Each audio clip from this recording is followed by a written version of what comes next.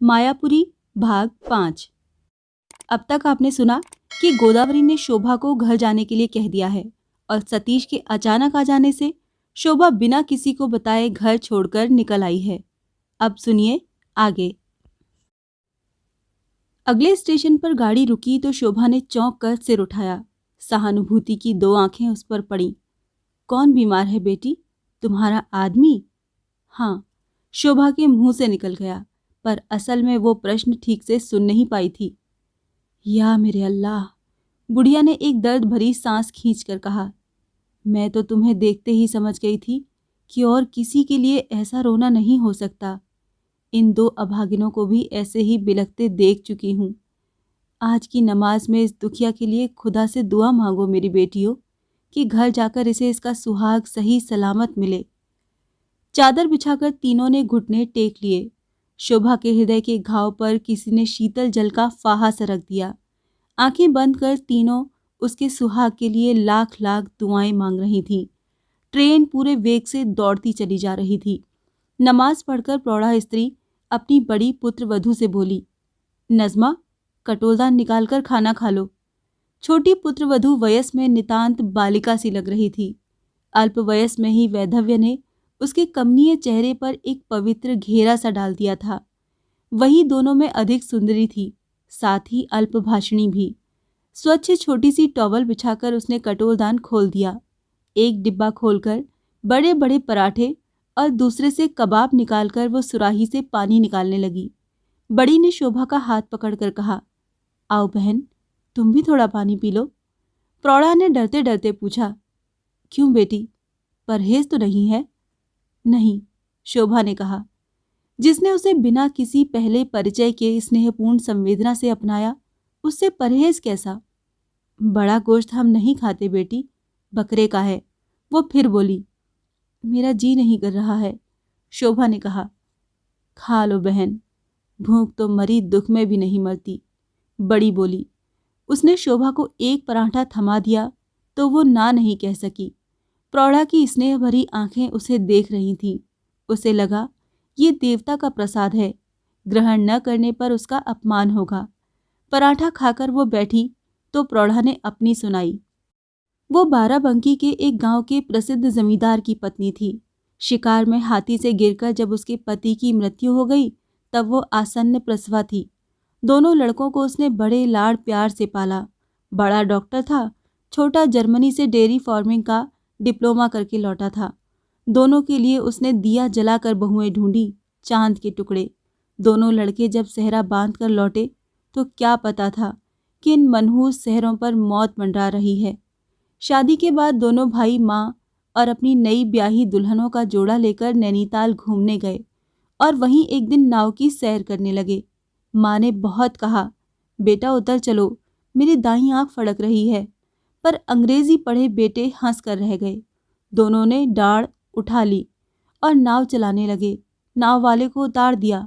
नाव ताल के बीच में थी कि तेज हवा के साथ मूसलाधार बारिश होने लगी। तूफान में डोलती डालती नाव उलट गई। जब आंखें खुली तो सब लुट चुका था। वो चले गए और जिन्हें जाना था वो पिछड़ गईं। वैभव का आज भी अंत नहीं है, पर उस मीलों तक फैली हवेली में प्रेतात्माओं सी वो तीनों अकेली रहती हैं। उनके बुर्कों के भीतर ही उनका संसार सीमित है। लखनऊ में किसी रिश्तेदारी के विवाह में सम्मिलित होने गई थीं। रात बहुत हो चुकी है, अब सो जाओ बेटी, वृद्धा ने कहा और खिड़की का सहारा लेकर वही पहले लेट गई। धीरे धीरे गाड़ी के झकोलों के बीच शोभा को भी नींद आ गई। सवेरे जब उसकी आंख खुली तब तक वो मुस्लिम परिवार उतर चुका था। एक मोटी सी मैली औरत अपने बच्चे को लेकर इधर उधर घूम रही थी। 2 क्रिश्चियन लड़कियां उससे सट कर बैठी थीं। एक लेस बुन रही थी, दूसरी पैकेट से निकाल निकाल कर तश्तरी में सैंडविच लगा रही थी। दोनों काली बदसूरत जुड़वा बहनें सी लग रही थीं। बीच बीच में शोभा की ओर देखकर पहाड़ी में बातें भी कर रही थीं। ये कोई कश्मीरियन लगती है, भवाली जा रही होगी, देखती नहीं सूरत और कंधे की हड्डियां। दूसरी बोली, खांस भी रही है, जरा खिसक कर बैठना। शोभा को मन ही मन हंसी आई। वो पहाड़ी है, यदि वो इनसे कह दे अच्छा मजाक रहेगा। उनमें से एक ने सैंडविच की प्लेट उसकी ओर बढ़ाई। लीजिए। शोभा को भूख लगाई थी, पर वो बोली, धन्यवाद, मुझे बस में बहुत उल्टी होती हैं, इसी से मैं कभी कुछ नहीं खाती। नी खानी झनके? नहीं खाती तो मेरी बला से। वो हंसकर अपनी बहन से बोली, ओछी छू ओछी, ये तो बड़ी घमंडिन है री। शोभा का मुंह लाल हो गया, पर वो चुप रही। सैंडविच खाकर दोनों अपना फटा उधड़ा सूटकेस खोलकर श्रृंगार करने लगी। पहले साबुन से घिस घिस कर मुंह धोया और अब एक सस्ते पाउडर का डिब्बा निकालकर उसे मुंह पर पोतने लगी। ओरी, आज तो हेनरी स्टेशन पर जरूर आएगा, तू पीली साड़ी पहन ले। पहली ने दूसरे से कहा। तेरे सामने मुझे हेनरी क्यों देखेगा री? पीली पहनूं या लाल, तेरे सामने कहाँ टिक सकती हूँ मुली। लंबी सांस खींचकर पहली बोली और आईने में अपना पाउडर रंजित मुंह देखकर घोर असंतोष से उसने दूसरी ओर देखा। पहली अपने रूप की प्रशंसा सुनकर खिल गई। डोंट बी सिली लिजी, वो बोली। वेयर यू, वेयर आई, कहाँ तुम, कहाँ मैं का ऐसा सुंदर प्रयोग सुनकर शोभा अपनी हंसी नहीं रोक सकी। दोनों सखियां अब कपड़े बदल चुकी थीं। काठ गोदाम आते ही हेनरी की प्रतीक्षा में वो दरवाजे के बीच एक दूसरे के कंधे पर हाथ रखकर खड़ी हो गईं। दुख में भी शोभा हेनरी को देखने का लोभ संवरण न कर सकी। नीली पैंट पर सतरंगी रंग का स्वेटर पहने हेनरी सशरीर स्टेशन पर उपस्थित था।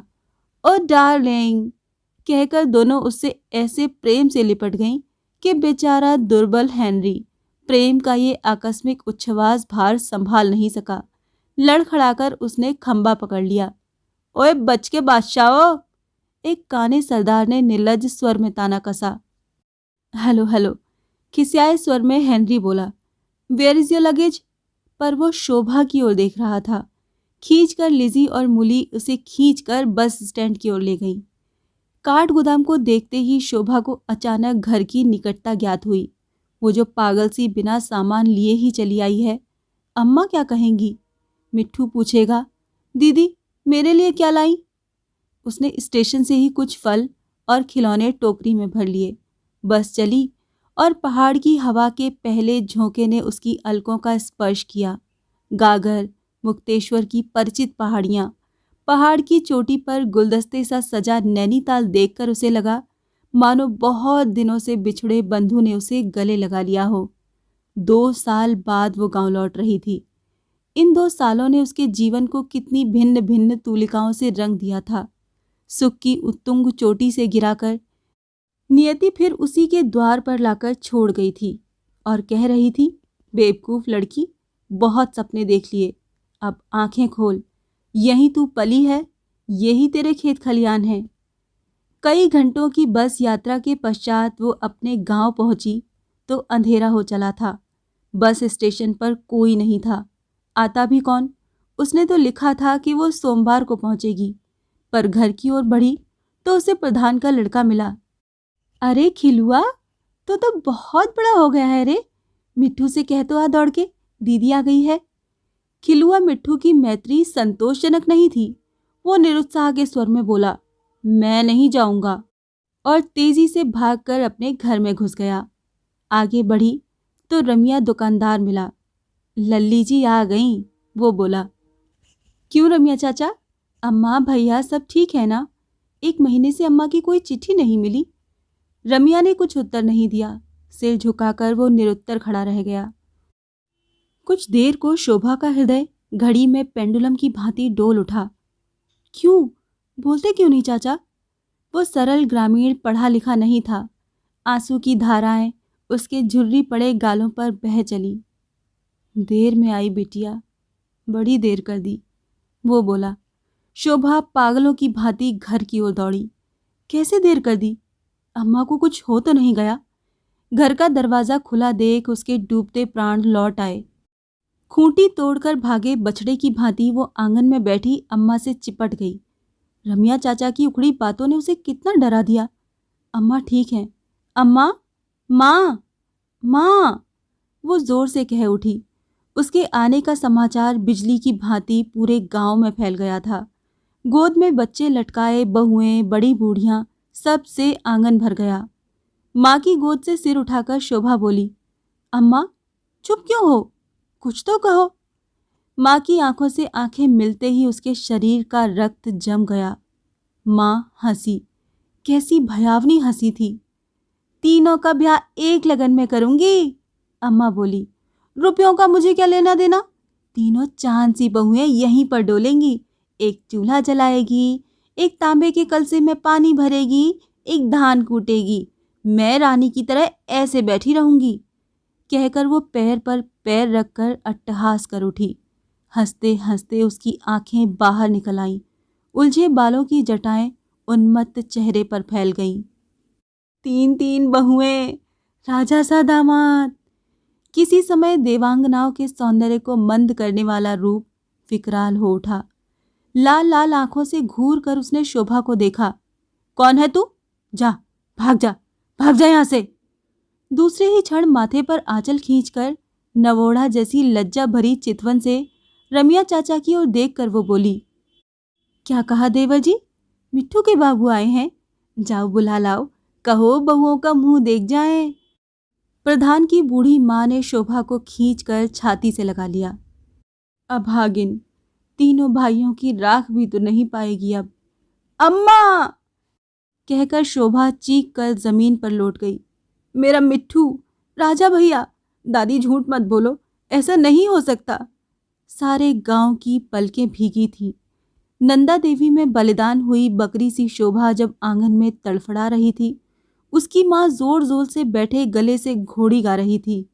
धीरे चलो थोड़ी रंग भरी, शहजादे की घोड़ियाँ, प्यारे की घोड़ियाँ, धीरे चलो थोड़ी रंग भरी। अचेत प्राय शोभा को उठाकर औरतों ने बाहर लिटा दिया। उसके सिरहाने बैठकर प्रधान की माँ ने बताया कैसे एक ही रात में गांव की बारात से लौटने पर तीनों भाई हैजे की चपेट में आ गए। उसी दिन से तेरी माँ का ये हाल है। खेतों के धान खेतों में ही सूख गए। तुझे तार नहीं दिया, रमिया ने कहा। वो इम्तिहान दे रही होगी। बड़ी देर तक प्रधान दादी उसके साथ बैठी रहीं। जब वो चली गई तो उसने द्वार बंद कर लिया। थोड़ी देर वो एकांत चाहती थी, किसी की संवेदना नहीं। पागल की भांति वो कमरों में ढूंढने लगी तीनों भाइयों के स्मृति चिन्ह, जिन्हें छाती से लगाकर वो जी भर के रो ले। तीनों पाटियां, तेल से काली टोपियां, कटी पतंग का मांझा, कांच की गोलियां उसे मिल गईं। मांझे की बंधी एक कागज की पुड़िया पर अपना नाम देखकर चौंकी। पुड़िया खोली। प्रिय दीदी। आंसू का बादल पुड़िया पर बरस पड़ा। तुम कब आओगी? जल्दी आओ, मुझे तुम्हारी बड़ी याद आती है। मिट्ठू का गुलाबी गोरा मैला मुंह शोभा की आंखों के सामने आ गया। वो पागल हो जाएगी। अम्मा की भांति वो गोद में सब खजाना रखकर न जाने कब तक बिलखती रही। बड़ी देर तक रोने के पश्चात उसके जी का भार हल्का हुआ। उठकर बाहर आई तो कोई द्वार खटखटा रहा था। अम्मा बन्ना गा रही थी। शोभा ने द्वार खोला तो हाथ में 2 बड़े बड़े ग्लास लेकर प्रधान दादी खड़ी थी। ले बेटी, मैं दूध लाई हूँ। नहीं दादी, कहकर शोभा ने आंखों पर आंचल रख लिया। पगली कहीं की, ऐसे दुनिया चलती है कहीं। पापी पेट को तो कुछ देना ही होगा ना। आ चल। पुचकार कर वो उसे भीतर ले गईं। एक गिलास उन्होंने शोभा की माँ के हाथों में थमा दिया। लपक कर उसने प्रधान दादी के हाथों से ग्लास छीनकर मुंह से लगा लिया और एक सांस में गटक गई और फिर बन्ना गाने लगी। अम्मा, अंदर चलो। शोभा उसके पास बैठ गई। बड़ी ठंड है यहाँ। उसका कंठ भर आया। प्रश्न सूचक स्वर में माँ बोली। ठंड? ठंड तो उन तीनों को कपिलेश्वर में लग रही होगी। कपिलेश्वर गांव का शमशान था। शोभा ने कांप कर माँ की गोद में मुंह छिपा लिया। बड़ी कठिनता से प्रधान दादी ने उसे दूध पिलाया। माँ, बेटी और प्रधान दादी ने ठंडी रात बैठे ही बैठे बिता दी। 3 दिन शोभा मुर्दे जैसी पड़ी रही। गांव की सहृदय औरतें उसे बारी बारी से चाय दूध आदि पिला जाती। प्रधान दादी खाना खिला जाती। 3 दिन तक उसके शरीर पर भी मानसिक दौर्बल्य छा गया था। चौथे दिन उसने अपने को बहुत कुछ संयत कर लिया। कमरे झाड़ बुहार कर उसने पड़ोस से गोबर लाकर लीप दिए। माँ की फटी साड़ियाँ धोकर सूखने डाल दी। अपने बालों को रीठे से धोकर सुखाने बाहर धूप में बैठी। तो डाकिया 3 पत्र दे गया। एक अविनाश का था, दूसरा मंजरी का, तीसरा गोदावरी का। कांपते हाथों से शोभा ने अविनाश का पत्र खोला। तुम इतनी बड़ी कायर निकली। हम तुम्हें चेष्टा कर पानी के गहरे भंवर से खींचकर बचा रहे थे। किनारे आकर तुमने खुद डुबकी लगा ली, पर साथ ही सतीश को भी ले डूबी हो। ये भी कभी सोचा है? अब ये जीवन भर नहीं उबर सकता। सतीश को मैं जानता हूँ, जिसको बाल्यकाल से ही माँ के कठोर शासन ने आत्मविश्वास का पाठ भुला दिया है। वो अब कभी माँ के विरुद्ध नहीं जाएगा। तुम यहाँ होती तो वो तुम पर निर्भर होकर जीवन की इस परीक्षा में विजयी निकल आता। पर धिक्कार है तुम्हें शोभा। थोड़े से अपमान और मिथ्या कृतज्ञता ने तुम्हें कायर बना दिया। मंजरी के पत्र की एक एक पंक्ति आंसुओं की लड़ी थी। सतीश उसके जाने के पश्चात अपने कमरे से ही नहीं निकला। गोदावरी के बहुत रोने पीटने पर वो दूसरे दिन बाहर आया। गोदावरी द्वार पर ही कुर्सी लगाकर सिसक रही थी। वृद्ध जनार्दन दुख और चिंता से अर्ध विक्षिप्त से मुंह खड़े थे। 1-2 दिन में ही सतीश के मुंह पर जैसे किसी ने स्याही फेर दी थी। पहले सतीश की तो चिता जल चुकी थी और उसी चिता की राख से बना एक और सतीश खड़ा था। अम्मा, उसने गंभीर स्वर में पूछा, तुम्ही ने उसे भेज दिया ना? सिसकती गोदावरी ने चोट खाई सर्पिणी सा मस्तक उठाया। वो ही आंखें फिर चमक उठीं। वो 12 वर्ष पहले की गोदावरी थी, जिसने एक बार स्कूल से भाग आने पर सतीश को भूखा प्यासा 2 दिन तक एक ऐसे कमरे में बंद कर दिया था जहां घर के नौकर भी भूत के भय से नहीं जाते थे, जहां वर्षों पहले घर की मेहरी को सांप ने काट लिया था। अब वहां बक्से रखे जाते थे। कमरा स्वच्छ था, किंतु मेहरी की आत्मा का भय बड़े सयाने लोगों को भी कपाता था। शासन में गोदावरी किसी सत्तापूर्ण, कठोर, हृदयहीना साम्राज्ञी से कम नहीं थी। सतीश, उसने कहा, मैं अब और कुछ नहीं सुनना चाहती। क्या अब बूढ़े बाप की लाश पर चलना चाहता है? मैं अपने इस सौभाग्य चिन्ह मंगल सूत्र की शपथ खाकर कहती हूँ कि यदि तू आज से विवाह न होने तक शोभा की बात भी जबान पर लाया तो मैं विष खा लूंगी। कमरे में मौत का सा सन्नाटा छा गया। गोदावरी की वाणी में दृढ़ता थी। सतीश उसी दिन बेल्लौर चला गया। विवाह की तिथि 17 तारीख को निश्चित हो चुकी थी। 15 दिन और हैं। इन दिनों में मंजरी यंत्र चालित की भांति बाजार से औरंगाबादी, चंदेरी और बनारसी साड़ियों का ढेर लगा रही है। कुंदन जड़े कंगन, पुखराज के हार, नीलम की अंगूठियां आदि बनवा रही है। आंखें बंद करते ही उसकी आंखों के सामने 2 कंगन विहीन दुबली कलाइयां आ जाती हैं। कैसे कर पाऊंगी मैं ये सब शोभा? उसने अंत में लिखा था। तुम्हारे जाने के बाद अविनाश जी ने भी रूठ कर आना छोड़ दिया है। उनका कहना है कि मैं चाहती तो तुम्हें न जाने देती, किंतु सच कहना मार्बल, क्या तुमने स्वयं ही शहीद बनना नहीं चाहा?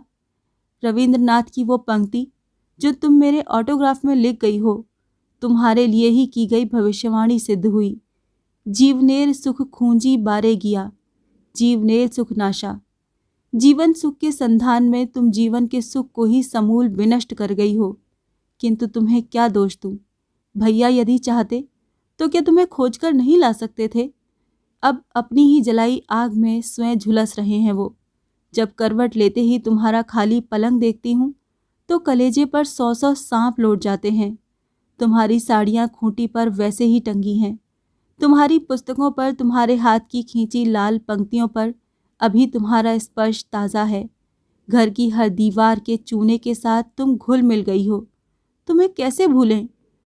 तुम्हारे इस दुख के यज्ञ में तुम्हारा गौरव कितना ही अक्षय अमर क्यों न हो उठे। तुम्हारी आत्म विडंबना तुम्हें जीवन भर त्रास देगी। शोभा, पत्र का उत्तर दोगी? शोभा ने आंसू पोंछकर तीसरा पत्र खोला। केवल एक पंक्ति थी। शोभा, तुम जहां भी रहो, ईश्वर तुम्हारे दुखी हृदय को शांति दे। गोदावरी। शोभा ने तीनों पत्र पास ही रखी रामायण के पृष्ठों में दबा कर रख दिए। रामायण की पवित्रता में उन पत्रों को शांति मिलेगी। मंजरी के पत्र से उसके धूसर जीवन की म्लान गोधूली कुछ क्षणों के लिए आलोकित होकर फिर म्लान हो गई। खिलुआ को बुलाकर उसने कहा, खिलुआ, मेरे लिए एक लिफाफा ला देगा भैया? खिलुआ ने सिर हिलाकर सम्मति दी। उसके हाथ में पैसे थमाकर वो कमरे में चली गई। जब पहले कभी लिफाफे की आवश्यकता पड़ती थी तो तीनों भाइयों में डाकखाने की यात्रा के लिए युद्ध होने लगता। हर लिफाफे पर 1 पैसे का कमीशन मिलता था और रमिया चाचा की दुकान में 1 पैसे की एक मिश्री की डली मिलती थी। आज 1 पैसे के लिए लड़ते तीनों भाइयों के दूध से धुले उजले चेहरे उसके स्मृति द्वार को झकझोर गए। अब उसकी आंखों के आंसू सूख गए थे। हृदय की पीड़ा वहीं उठकर शांत हो जाती। पद पद पर स्मृतियों से घायल होता उसका हृदय अवश हो उठा था। इधर माँ की खांसी बढ़ रही थी। दिन रात उच्च स्वर में गाने से उसका गला बैठ गया था। आंखें सूजकर भयंकर हो गई थीं। सतीश के पर्स से लिए रुपयों में से केवल 10 रुपये बचे थे। कब तक वो गांव की भिक्षा ग्रहण करती रहेगी? भंडार की हांडियों में धूल भरी थी। चूल्हे के ऊपर मकड़ी का परिवार बसा था। उसने झाड़ झूड़ कर चूल्हा लीप लिया, हांडियों को धोकर धूप में रख दिया। फिर गांव की एकमात्र दुकान से चाय, चीनी, आटा, दाल ले आई। रात को नित्य की भांति प्रधान की माँ मड़वे की गरम गरम रोटी पर पालक का साग धरकर लाई थी तो शोभा बोली, दादी कब तक मुझे लज्जित करोगी? आज मैं सब सामान ले आई हूँ। प्रधान दादी ने शोभा के पिता की छठी की पूड़ियाँ खाई थीं और उसकी माँ के विवाह के पिछौड़े में लाल रंग वाली की थी। वो कुछ रिश्ता न होने पर भी उससे सगी दादी का सा स्नेह करती थी। पास ही रखी लकड़ी पर उसने रोटियां रख दी और पटले पर बैठ गई। पगली, दुख सुख में ही काम नहीं लगूंगी तो कब लगूंगी री? शहर में रहकर बड़ी बड़ी बातें करना सिखाई है। सुना है 16वें दर्जे का इम्तिहान दे आई है री तू? हंसकर शोभा बोली, दादी अब मैं नौकरी ढूंढने की सोच रही हूँ। ऐसे तो काम नहीं चलेगा। प्रधान दादी ने आश्चर्य से आंखें फाड़कर पूछा, नौकरी? छी छी, ऐसी चांद का सा टुकड़ा जवान लड़की कहीं नौकरी करती है री? मैंने हरकू से कह दिया है, वो तेरे लिए लड़का ढूंढेगा। सोमेश्वर, काली कुमाऊं, बागेश्वर, जहाँ भी हो, ऐसी लड़की के लिए तो कम से कम पटवारी तो चाहिए। हाँ, साफ कह दिया है मैंने, मास्टर या दुकानदार से काम नहीं चलेगा। सरल हृदया दादी की दृष्टि में पटवारी ही उसके योग्य वर हो सकता था। रोटी खा ले और चुपचाप सो जा, नौकरी चाकरी भला लड़कियां करती हैं, कहकर अपना लहंगा एक हाथ से संभालती दादी चली गई। मड़वे की रोटी का कौर पालक के साग के साथ तोड़कर उसने माँ को खिला दिया। बची रोटी खाकर पानी पीकर बाहर आई। छिलूके, एक प्रकार की पहाड़ी लकड़ी जिसे मोमबत्ती की भांति जलाकर प्रकाश के लिए उपयोग में लाते हैं। छिलूके के क्षीण प्रकाश में अम्मा दालान में बैठी लड़की के ब्याह का करुण गीत गा रही थी। पूरब ढूंढूं बेटी, पश्चिम ढूंढूं, न पायो लाडी सू कंत ए मेरी पुत्री, तेरे लिए पूरब पश्चिम वर ढूंढ ढूंढ कर हार गई हूँ, पर ए मेरी लड़ैती, तेरे लिए कंत नहीं मिला। बड़ी देर तक वो करुण स्वर में गुनगुनाती क्लांत होकर सो गई। शोभा छिलूका लेकर उसके पास गई। उसका मुंह थोड़ा सा खुल गया था और नीचे का होंठ रूठे बालक की भांति लटक रहा था। ठंड में ठिठुरती माँ को दालान में छोड़कर रजाई ओढ़कर सोने को उसका मन नहीं हुआ। वो भीतर जाकर कागज कलम ले आई और माँ के पास ही बैठकर मंजरी को पत्र लिखने लगी। पर कैसे लिखे वो अपने दुर्भाग्य की कहानी? बड़ी देर तक वो हाथ में कलम लिए बैठी रही। घर की दीवार पर उल्लू बोल रहा था। खींचकर शोभा ने कागज फाड़कर फेंक दिया। गोद का लिफाफा फर्र फर्र करता आंगन में गोल गोल उड़ती पत्तियों के साथ उड़ने लगा। रात के सन्नाटे में साए साए हवा के झोंकों से खिड़की पटापट बंद हो रही थी। दिया बुझ गया था, पर बीच बीच में चमकती बिजली के प्रकाश में उसे माँ का मुंह दिख रहा था। हड्डियां उभर आई थीं, गालों पर झुर्रियां पड़ गई थीं, बालों की जटा सी बनकर ऊपर उठाई थीं। एक दिन उसने तेल डालने की चेष्टा की थी तो वो बंदर की फुर्ती से उछलकर दाड़िम के पेड़ पर चढ़ गई थी। बड़े कष्ट से शोभा ने उसे खिलुआ की सहायता से नीचे उतार कर उसके अर्धनग्न शरीर पर साड़ी लपेटती थी। बड़े प्यार से माँ ने उसे देखा और उसके बाल संभालने लगी। उसे गले से लगा लिया। उन्मत्त आंखों से उन्माद चला गया। वहीं पर खड़ा 10 वर्ष का बालक खिलुआ और अंतरिक्ष से झांकते भगवान सूर्यदेव ही माता पुत्री के इस अद्भुत मिलन को देख रहे थे। खिलुआ ने फटी कमीज की बाह से आंखें पोंछ ली। और अंशुमाली भी बादलों में छिप गए। लेकिन दूसरे ही क्षण शोभा को धकेल कर वो फिर बन्ना गाने लगी। शोभा नित्य ही नैनीताल जाकर नौकरी ढूंढने का संकल्प करती, पर माँ की ओर दृष्टि करते ही उसके सब संकल्प चूर्ण हो जाते। एक दिन उसने अपना जी कड़ा किया। नैनीताल में उसके एक दूर के रिश्ते के मामा रहते थे। जब शोभा के पिता जीवित थे, वो प्राय जाड़ों में लखनऊ आकर उनके साथ रहते थे। ब्राह्मण वृत्ति से ही वो अपना जीवन चला रहे थे, किंतु बड़े बड़े घरों में उनके यजमान थे। उनकी सरल स्नेहालु आकृति का स्मरण करते ही शोभा को लगा वो अवश्य उसे कहीं न कहीं एक मुठ अन्न जुटा देंगे। माँ सो रही थी। बहुत दिनों के पश्चात धूप निकली थी। गांव की छतों पर कपड़े सूख रहे थे। गाय भैंसों के गले की घंटियों का स्वर बार बार सुनाई दे रहा था। बहुत दिनों से गौशाला में बंधी गाय भैंसें बाहर धूप में निकलकर आनंद से सींगें हिला हिलाकर गले में बंधी घंटियां और मोती मालाएं हिला रही थीं। गांव में बहुत दिनों के बाद मौला बकस चूड़ी वाला आया था। लड़कियां, बहुएं, बूढ़ियां उसे घेर कर बैठी थीं। मौला आ गया, मौला आ गया कहकर लड़कियों की भीड़ जुटने लगी। अरे दूर हटो चेलियो, चादर तो बिछा लूं, बुढ़े ने मुलायम मीठे मिस्री घुले स्वर में कहा। लड़कियों का घेरा दूर हट गया। बड़े अंदाज से अपनी मैली चादर झटक कर मौला ने उसे बिछाना आरंभ किया। कोने खींच खींच कर उसने शिकने दूर की, बाहें ऊपर चढ़ाकर लड़कियों से परिचय नवीन किया। अरे मोतिया, तू तो 2 ही महीने में इतनी लंबी हो गई। सरुली, ब्याह हो गया लगता है। बड़ा चर्यो पहना है री। वाह, बस चेलियो, आज ऐसी चूड़ियां लाया हूं कि आहा, फिरोजाबाद से सीधा चला रहा हूं। पीतल के वो कड़े हैं प्रधान दादी, बिटिया को एक जोड़ा दिला दो। जो काले पड़े तो खुदा कसम मूछें मुड़वा दूं। और दाढ़ी? प्रधान दादी की 16 वर्ष की सुंदरी चुलबुली बहू ने कहा। साथ ही भीड़ में हंसी की फुलझड़ी छूट गई। हट हरामी, कल तक इसी कुर्ते से तेरी नाक पोंछी थी, आज मुंह लगती है, कहती है दाढ़ी मुड़वा दो। मौला को अपनी दाढ़ी से विशेष प्रेम था। उस पर वो कैसा भी व्यंग नहीं सह सकता था। प्रधान दादी ने बालिका पुत्र वधू को आंखें दिखाईं। मुसली दाज्यू, बच्चा है, नादान है, माफ कर दो, बड़ी मुंहजोर हो गई है। कहकर मौला ने मेहंदी से रंगी दाढ़ी पर हाथ फेरा, फिर चादर के कोने खींचे। वो इच्छा करके चूड़ियों की पोटली खोलने में विलंब कर रहा था। हाथ में लटकाई लाल साधारण डिजाइन की चूड़ियों की माला उसने नीचे रख दी। लड़कियों की भीड़ अधीर हुई जा रही थी। प्रधान दादी कलई के चमचमाते लोटे में चाय ले आईं।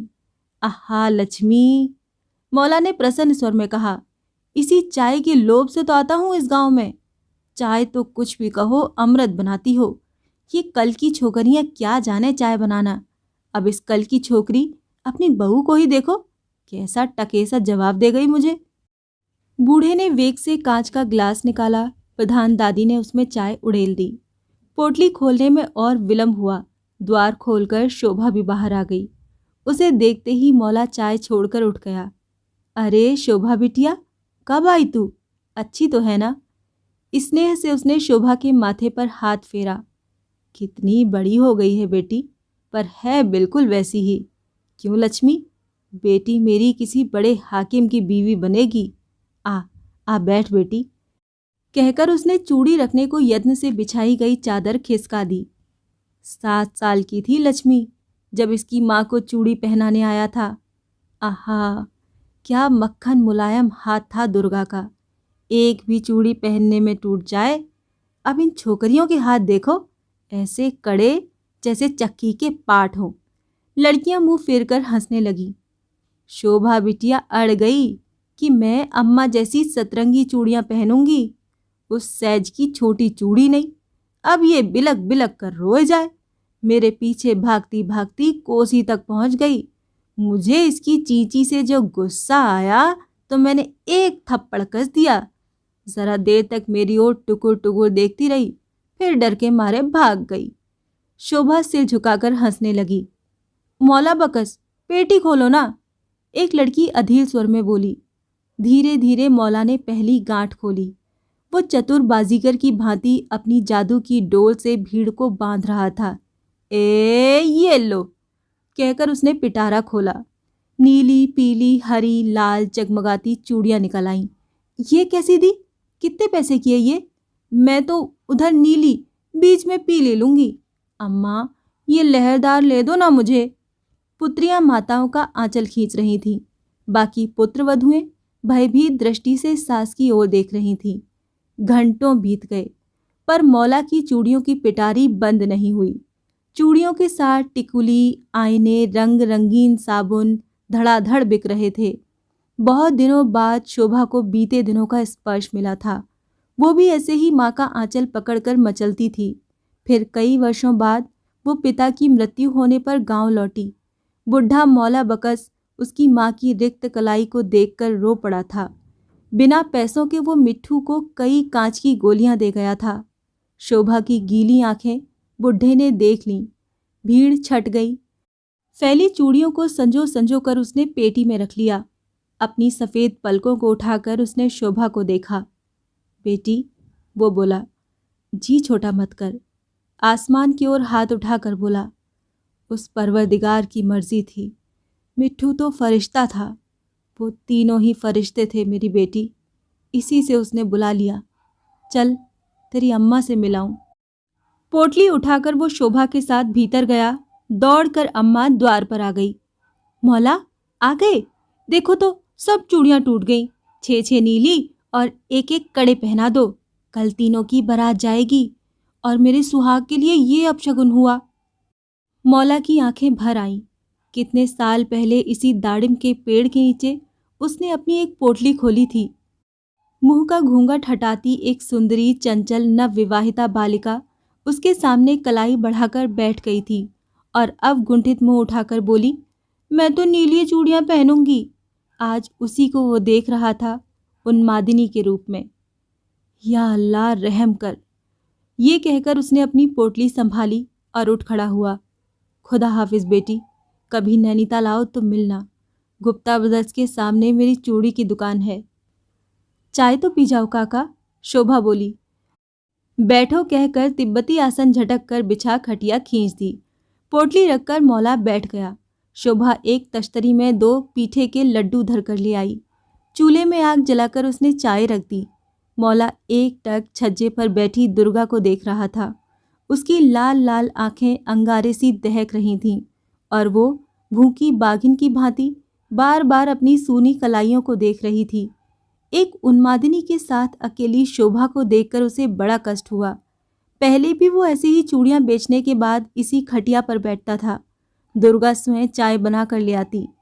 कभी नई ब्याई गाय का दूध लोटा भर रख जाती। छोटा मिट्ठू उसकी गोद में बैठ जाता। मौला काका, हमें भी नैनीताल ले चलो। आज यही घर शमशान सा लग रहा था।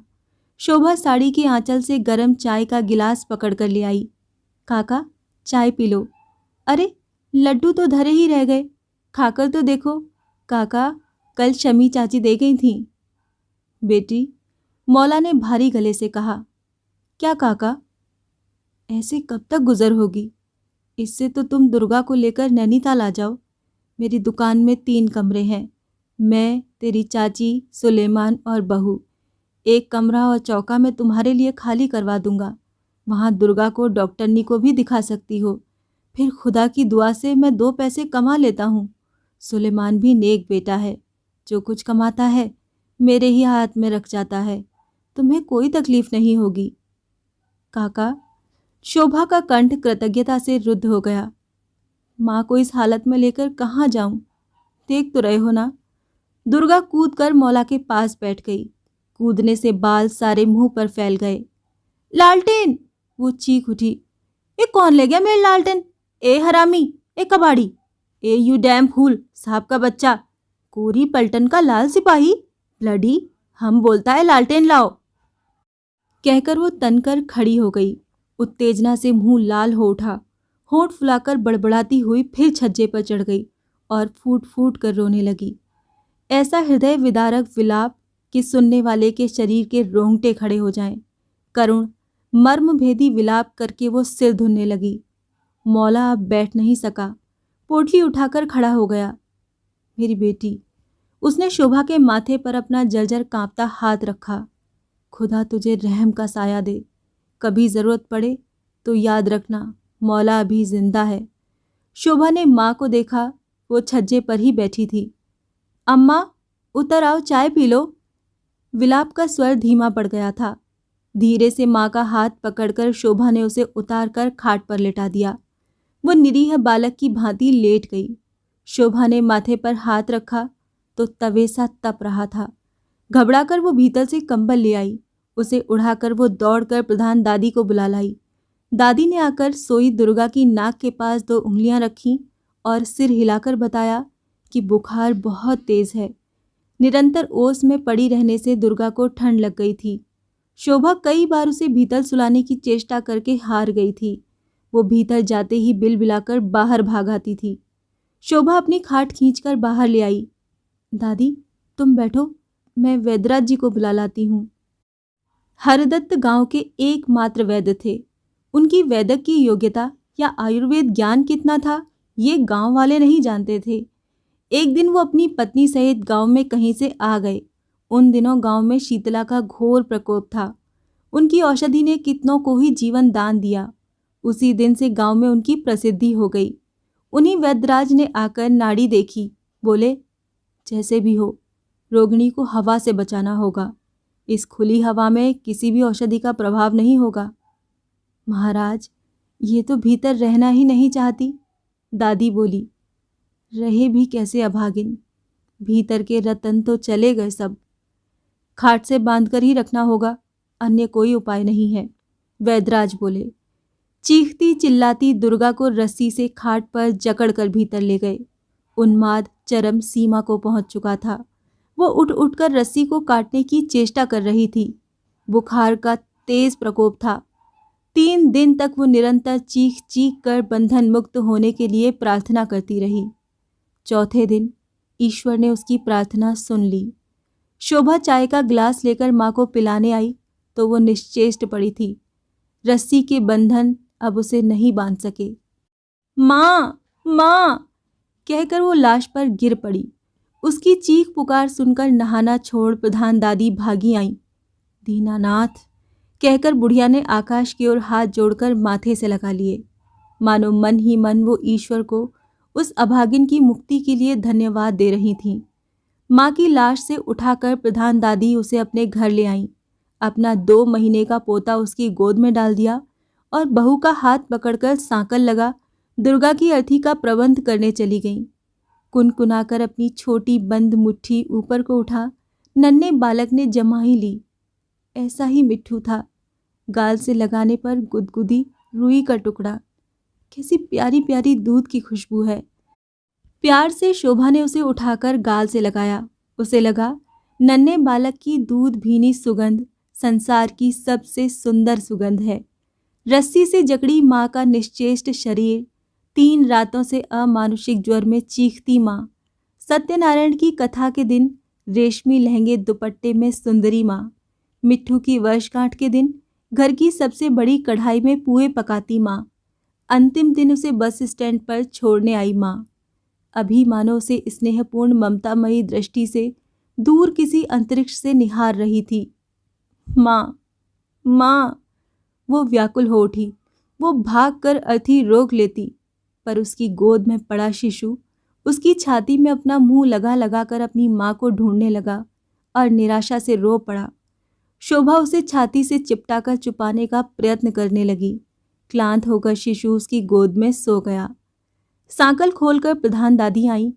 उसने देखा छाती से उसके पोते को चिपकाए शोभा सिसक रही है। बड़ी देर तक बुढ़िया दुविधा में खड़ी रही।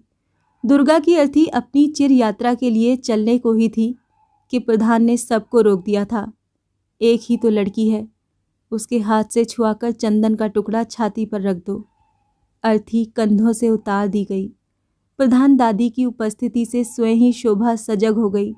शिशु भी जग कर चिहुक उठा। दादी ने उसे गोद में ले लिया। उठ बेटी, अपनी माँ का मुंह देख ले, नहीं तो शांति नहीं मिलेगी। शोभा कांपते पैरों बाहर आई। माँ का शांत मुंह देखकर वो अपने को रोक नहीं सकी। अर्थी से लिपटकर नन्ही बालिका सी बिलखने लगी। रमिया ने उसे अलग हटाकर प्रधान दादी की फैली बाहों में दे दिया। राम नाम सत्य है, राम नाम सत्य है की करुण ध्वनि से गांव के दिग दिगंत कंपित हो उठे। वर्षों पहले जिसकी डोली आंगन पर आकर उतरी थी, उल्लास से बालिका नववधू का घूंघट उलटकर सास ने रोली का टीका लगाया था, आज वही रस्सियों से जकड़ी फिर कंधों पर ही चली जा रही थी। वियोग के उन दुखद क्षणों में शोभा को सहसा भान हुआ, अब वो नितांत असहाय है, कोई भी उसका अपना नहीं है। आगे की कहानी जानने के लिए सुनिए मायापुरी का अगला भाग।